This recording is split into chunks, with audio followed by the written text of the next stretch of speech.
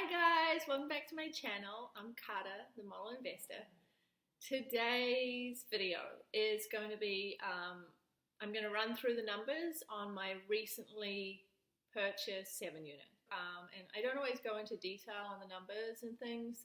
I've posted a couple of things on Instagram on, just like returns that I get, but I thought I'll break it down today.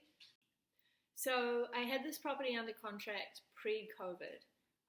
And at the time, when we went into lockdown, I was uncertain if I was going to go through with the deal. But anyway, I stuck with it, and we closed May 22nd. So this is the first month that I've kind of taken over the property. I always expect to not make any money in the first month, just with everything transitioning. Property manager has to build a relationship with the tenants and just kind of getting everything organized. I like to take care of, I had a list of things that I wanted to do as soon as I closed on the property. I wouldn't call these value add fixes. It's really just like, I call them make myself feel better value add. I had the property power washed. It was quite grubby. It's yellow paint on the bottom and like white, and it was just kind of all like dusty, and it just needed a good clean. So I got my contractor the first week we closed to give it a good spring clean. There was some ivy growing on the side of the garage, so I had a maintenance guy go and take care of that, and we mow the lawns and just like clean everything up. Not that the property had been neglected, but it was just a few things like that had kind of slipped between the cracks. So I took care of that right away. The power wash was $600. So that, it's a big building, and that went a long way, and it looks so much better. So I'm really happy I did that. There's been my maintenance bill so far for June has been $900 already. It's just those, we changed all the locks. We had to unclog a toilet. There were just some things that needed to be taken care of. So, like I said, the first month, I don't expect to make any money.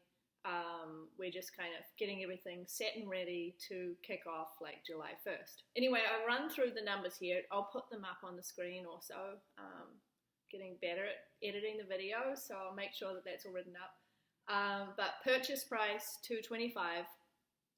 It appraised for $245,000, which was good. That gave me a bump of $3,000 a unit in value just right off the bat. 7 units, so I paid $32,000 a unit, but it appraised for $35,000 a unit. So I was happy with that, and that's without adding any value to the property at all. I used a commercial loan. I work with a local bank that I've done quite a few loans with now, so we have that relationship, and they were able to do a 20% down, 5-year fixed at 3.92%. So it's fixed for the first 5 years, and it will float. So the rate will adjust in 5 years, and then every 5 years until 25 years is up. So some might say maybe a little risky right now because rates are so low, and obviously they are going to jump in the next 5 years. But I'm okay with that. So 20% down was $45,000. I sold a single family shortly before I started looking for this property. And so I wanted to reinvest the gain of that into something larger. So then this property came along. Because a lot of people are like, where do you find the money or the capital, like the down payment? Sometimes I use private investors, but sometimes it's just my own capital. I sell something and reinvest in something larger. So to answer that question. Anyway, breaking down the numbers, and I'll put this up here. Principal and interest in my P&I each month is $947, taxes $536, insurance $177. Management total for the 7 units is $350. So I have a deal with my property manager. It's $50 a unit, a door, which comes out at about 8% on this property. But on my singles, it's more like 5%. So total cost, $2,600. Of course, that includes 5% maintenance and repairs, 5% vacancy, a water bill, $233 we estimate that will cost going off the water bills from the previous owner, but I'm yet to get a water bill, so it'll be interesting to see if that's accurate or not. That works out at just over 5% also. Now Capex, so the property has a brand new roof. It's a 30-year torch down, great roof, newer electrical, newer mechanical. So I'm not expecting, touch wood, to have major Capex, especially in the first year. So what I've done is I've set aside a reserve amount for the year already in the escrow account. So I won't be deducting that out of my cash flow this year. I decided just to take care of that on the front end. So gross rents projected 4,170. So that gives us a cash flow with everything coming into consideration, 1,570. So it's about 224 a door. So it's not one of my highest cash flowing properties per door. Over time, that I'll be able to increase the rents and up that cash flow amount. Now there's a large garage space. It's like eight single garages, but it's split into like 2 areas.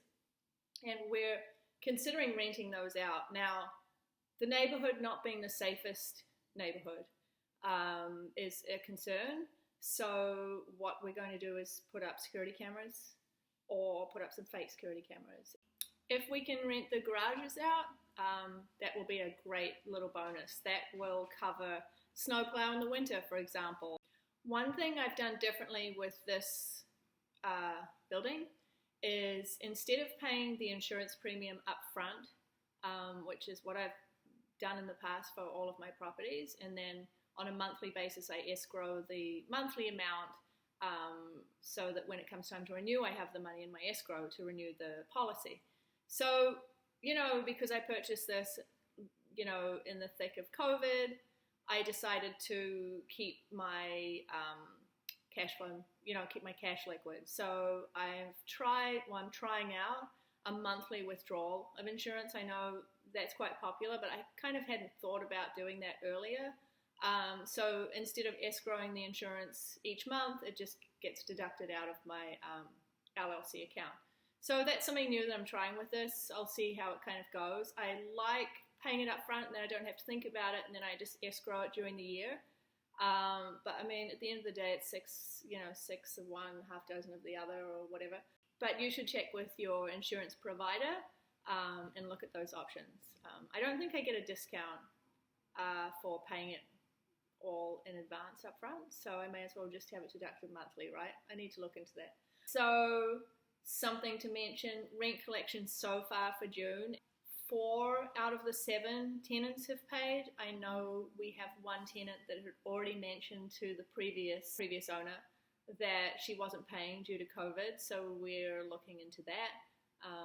She has the most expensive unit in the building also, of course, but I expect 7 of the 8, I think, will come through with rents. I'm used to getting rents coming in quite late in the month. Luckily, my property manager doesn't close the accounts out until, and cut the checks until much later in the month because he's used to this as well.